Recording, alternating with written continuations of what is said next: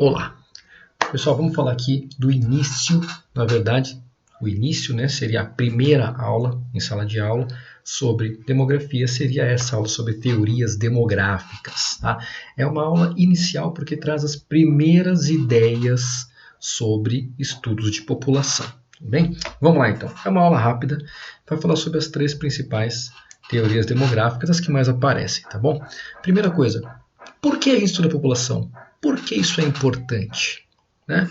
Bom, as teorias sobre população elas são pensadas para estudar o comportamento demográfico, como está aí, a evolução da população, como a população vai mudando ao longo do tempo, como ela responde a acontecimentos históricos, acontecimentos naturais.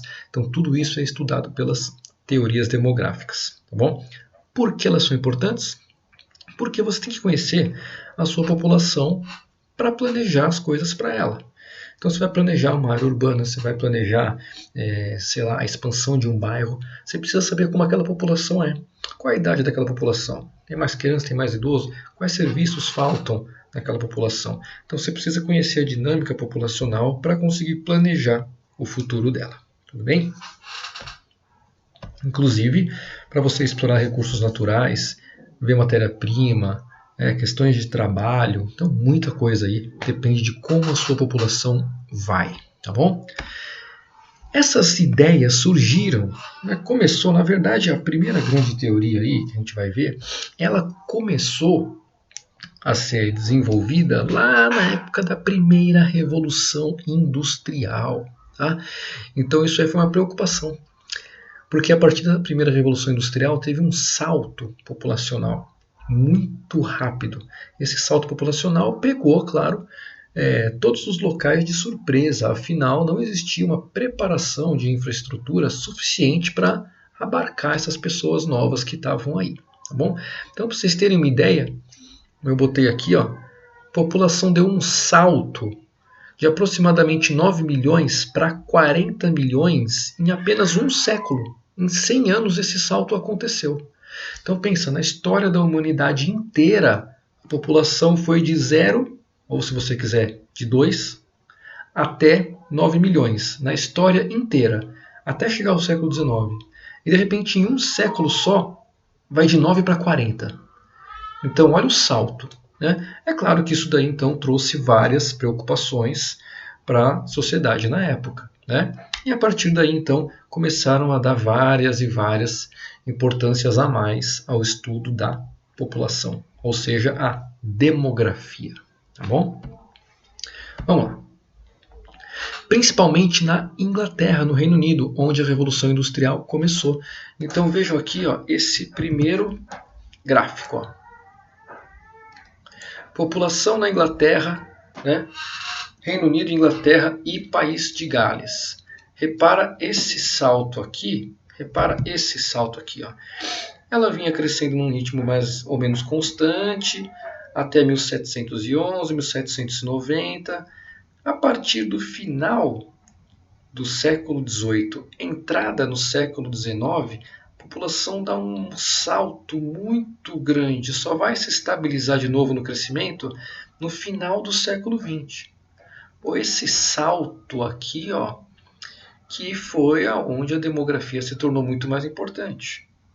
Afinal, como eu vou lidar com tanta gente a mais em tão pouco tempo? E por que esse salto aconteceu aqui, será? Então, tudo isso foi estudado nas teorias demográficas. Olha só, população mundial, evolução da população mundial desde 10.000 a.C., uma estimativa, né, até o ano 2000. Então, olha aqui, ó. 10.000 a.C., uma estimativa aí de 5 milhões. Ano 1 depois de Cristo, uma estimativa aí de 250 milhões. Lembrando que a população do Brasil hoje é de mais ou menos 210 milhões, né? Ano 1000, próximo do ano 2000, quando chega lá então em 1800 e finalzinho de 1800, né? Século XIX no geral, a gente tem um salto grande. Olha só, atingimos o primeiro bilhão em 1800, o segundo bilhão em 1930, o terceiro bilhão só 30 anos depois, o quarto bilhão só 15 anos depois, 5 bilhões de pessoas 13 anos depois e Mais 13 anos depois, 6 bilhões de pessoas. E em 2011, o número de pessoas atingiu os 7 bilhões. Atualmente estamos um pouco acima dos 7 bilhões e meio de pessoas. Então olha o salto aqui, ó. Pá! Aí entram as teorias demográficas, né? Como lidar com essa grande população e por que ela cresceu. É aí que você tem que usar a sua imaginação nos tempos livres. Responder essas duas perguntas. Por que a população teve um salto tão grande?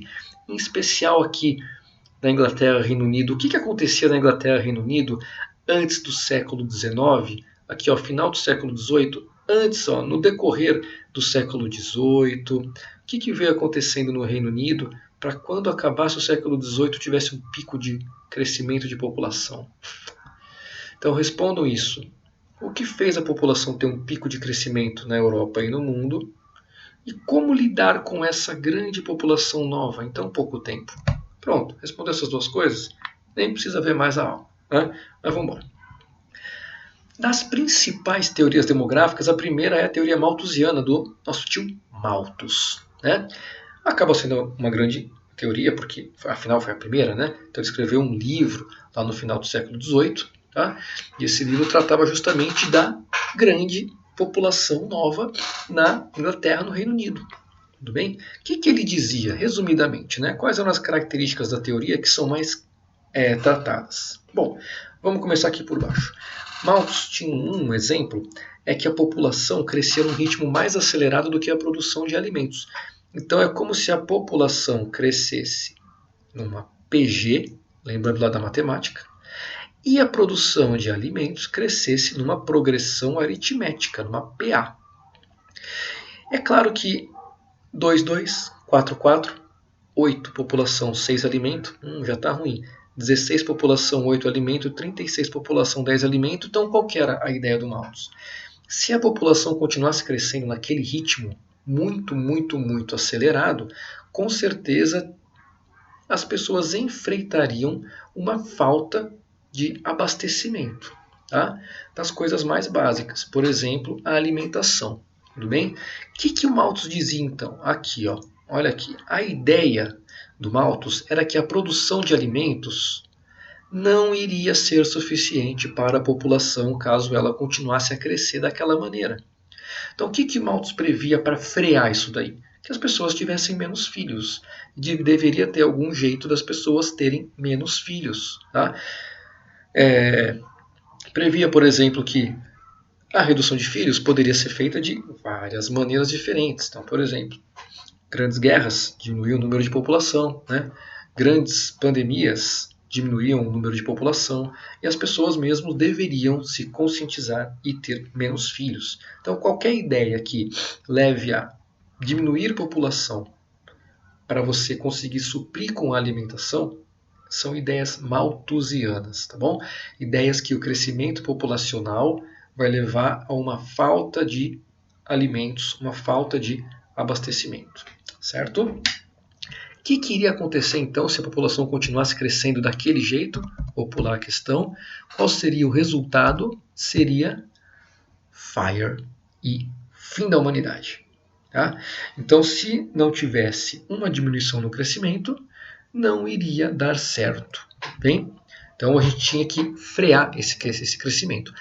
Mas o Malthus estava errado, né? Não era culpa dele, coitado. Ele não imaginava que com a Revolução Industrial viriam novas técnicas e novas tecnologias que iriam aumentar muito a produção de alimentos e ia conseguir alimentar todo mundo sem nenhum problema. Claro, né? Tirando aí as desigualdades por causa do money, mas se distribuísse os alimentos igualmente pelo mundo inteiro, hoje todo mundo teria o seu alimento para comer. Tudo bem? Ainda bem que ele estava errado, a gente não desapareceu, né? Então a Revolução Industrial, a mesma coisa que impulsionou o salto da população, também trouxe a solução para esse salto, né? Então um exemplo aqui, ó. Isso quer dizer que no mesmo lugar que um tiozinho ou uma tiazinha plantavam um pé de feijão antigamente, depois da Revolução Industrial, com as novas técnicas, novo maquinário e tal, poderiam ser plantados muitos mais pés de feijões no mesmo local. Então a produtividade de alimentos aumentou bastante A ideia do Malthus, no início, até poderia ter sido aceita, mas depois ela caiu por terra, tá bom? Mas as pessoas não quiseram aceitar e veio a segunda grande teoria discutida aí nas provas, que é a teoria neo-malthusiana, pessoal muito criativo, né? O neo de nova teoria malthusiana. Depois da Segunda Guerra Mundial, foi observado uma nova explosão demográfica, né? Então, um novo surto, entre aspas, né? De nascimento de pessoas, né? Então, uma grande quantidade de bebês após a Segunda Guerra Mundial. Explosão demográfica em tanto países europeus quanto países em desenvolvimento na época, tá? Mas principalmente por causa da produção, invenção e popularização de métodos de saúde mais eficientes. Por exemplo, os antibióticos. Então, antibiótico foi uma coisa inventada durante as grandes guerras mundiais, primeira e depois popularizada após a Segunda Guerra Mundial. Então, os antibióticos chegando nos países em desenvolvimento e também nos países desenvolvidos da época fizeram com que as pessoas ficassem mais saudáveis, morressem menos quando jovens, e aí a população aumentou muito também após a Segunda Guerra Mundial. Tá? E aí veio uma outra ideia, né? Uma teoria nova sobre a população, teoria neo-malthusiana, que dizia o seguinte: se a população é muito grande, ela acaba gerando fome e miséria para aquele país. Então repara, tem uma diferença da teoria anterior. A teoria malthusiana, a primeira, dizia que o crescimento acelerado da população não ia conseguir ser suprido pelos alimentos.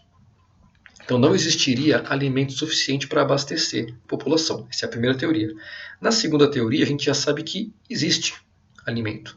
A segunda teoria é diferente. Ela fala: se você tem uma população muito grande, isso vai levar você à fome e à miséria. Tá? Qual seria a solução então proposta pelos neo-malthusianos? Se lá antigamente o Malthus propunha que você não tinha que ter mais filho, né? Agora os neo-malthusianos eles propõem soluções de controle pelo Estado. Então, os governos que controlariam a natalidade, que fariam distribuição de anticoncepcionais e, se precisar, até esterilização das populações. O Estado deveria ter o controle. Esse é um grande destaque aqui, tá bom, pessoal? Isso chama atenção aqui para a teoria neo-malthusiana, e o nosso maior exemplo aí é a China, que por muitas décadas, tá? Algumas décadas, pouco mais de 4 décadas, teve um programa estatal do próprio governo de controle de nascimentos. Cada casal poderia ter um filho só, salvo algumas exceções que poderia haver o segundo filho. Essa política da China, ela foi sendo abrandada com o passar do tempo, e hoje em dia ela não existe mais, tá bom?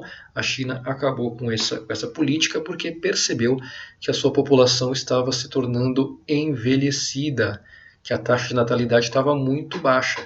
Então você ficando 10, 20, 30, 40 anos com uma política rígida que dava multas e outras punições para quem tivesse mais de um filho, as pessoas se acostumaram a realmente ter um filho só, e aí as taxas caíram muito, as taxas de nascimento, e a população começou a envelhecer. Resultado, a China teve que tirar essa política para não ter uma população muito velha antes do tempo, tá bom? Mas é o maior exemplo de controle, é o chinês, e aí entra dentro do neo-malthusianismo, ok? Vou pular a questão, vocês podem ver depois, baixar os slides lá do site e fazer as questões, tudo bem? Vou pular para a gente ir mais rápido aqui. E a nossa terceira teoria é a teoria reformista. Tá? Essa teoria ela pensa o contrário da teoria anterior. Então, se a teoria anterior falava que muita população gerava miséria, gerava fome, aqui o cara pensa o seguinte: é a miséria que vai gerar uma população maior. Então ele inverteu o raciocínio. Nos neo-malthusianos, a população grande gerava miséria. Nos reformistas, a miséria gera população grande. Tá? O que os caras pensavam aqui? Não importa o tamanho da sua população, se ela tiver instrução e saúde, se ela tiver condições, ela vai ser uma população sem nenhum tipo de miséria e vai diminuir sozinha. certo? Então eles achavam o quê? Eles achavam que as reformas sociais deveriam ser implantadas pelos governos, principalmente nas áreas de saúde e educação. Educação e saúde é bom para todo mundo, certo? E aí uma população mais instruída e com mais acesso à saúde começa a ter menos filhos normalmente com o passar das gerações. Tudo bem? Por que isso, professor? Porque com mais educação você vai ter mais pensamento no planejamento familiar. Uma pessoa mais instruída vai entrar mais no mercado de trabalho, inclusive as mulheres. Já discutimos sobre isso. Né? Um sistema com uma saúde melhor vai ter um acesso muito mais fácil a métodos anticoncepcionais, certo? Então, tudo isso, somados, levam a população a ter cada vez menos filhos. E países, por exemplo, da Europa, alguns da Ásia e da América do Norte, depois de tantas reformas que fizeram, hoje em dia enfrentam inclusive o envelhecimento das suas populações. Tá bom? Então, o padrão de vida melhoraria, automaticamente o crescimento populacional ele se controlaria sozinho com o passar do tempo. Tudo bem? Não vou fazer a questãozinha ficar para vocês, fica para vocês. E era isso aí, pessoal. Uma aulinha rápida, simples, falando dos 3 principais fatores de teorias de população, tá bom? Malthusiana, neomalthusiana e reformista. Maravilha, pensa um pouquinho, dê uma estudada, qualquer coisa. Grupo do WhatsApp que nós temos, chat, toda quarta-feira das 2 às 3 horas, seus coleguinhas e internet. Foi um prazer, nos vemos na próxima.